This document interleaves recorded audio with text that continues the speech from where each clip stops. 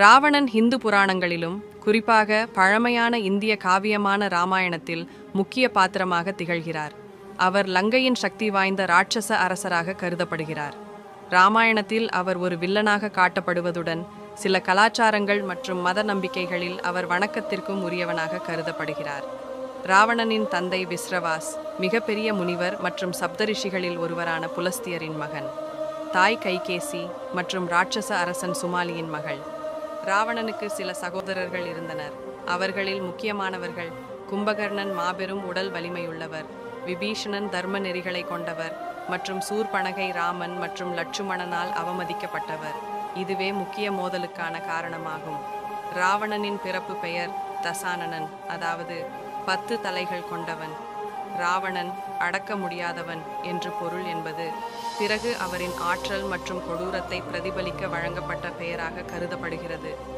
ராவணனின் 10 தலைகள் அவரது அறிவு, வேதங்களில் ஆழ்ந்த அறிவு மற்றும் விரிவான புத்திசாலித்தனத்தை பிரதிபலிக்கின்றன.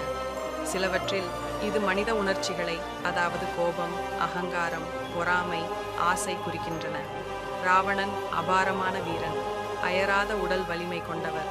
அவர் ஒரு தடவையில் சிவபெருமான் வாழும் கைலாய மலையை உயர்த்தி வைத்தார் என்று கூறப்படுகிறது. ராவணன் ஒரு சிறந்த பண்டிதர், ஜோதிடம், இசை ஆகியவற்றில் நிபுணத்துவம் பெற்றவர்.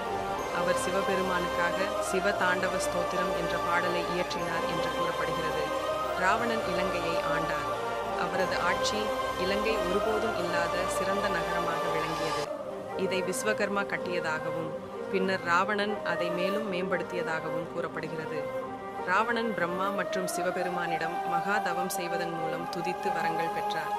பிரம்மா அவருக்கு தேவதைகள், அரக்கர்கள் மற்றும் பிற அதிசய சக்திகளால் மரணம் ஏற்படாது என்ற வரம் அளித்தார். ஆனால் மனிதர்கள் மற்றும் விலங்குகளிடமிருந்து பாதுகாப்பு கேட்க மறந்தார். இதுவே ராமரால் அவரின் அழிவிற்கு காரணமானது.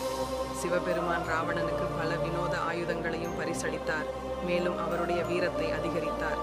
ராமாயணத்தின் மையக் கதைக்களம் சீதையின் கடத்தல் மற்றும் அதனை சுற்றியுள்ள நிகழ்வுகள் ஆகும்.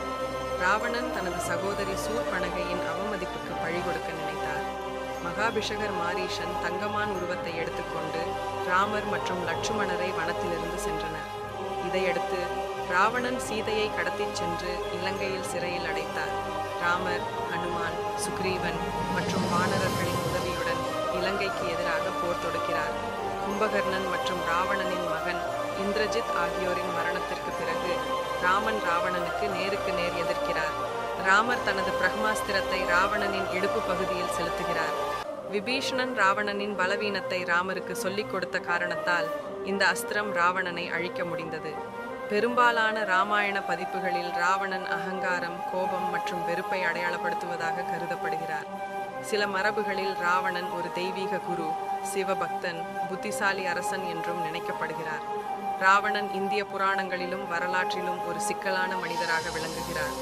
பலர் அவரை அரக்கர்களின் அரசனாகவும் வில்லனாகவும் பார்க்கின்றனர். சிலர் அவரை அறிவின் கடல், சிவபக்தன், சங்கீத மேதை என்று பார்க்கின்றனர். இராமாயணத்தின் கதையிலே ராவணனின் கதாபாத்திரம் அவசியமானது. அவர் காட்டும் அகங்காரத்தின் விளைவுகளை மற்றும் தர்மம் எப்படி எப்போதும் வெல்லும் என்பதை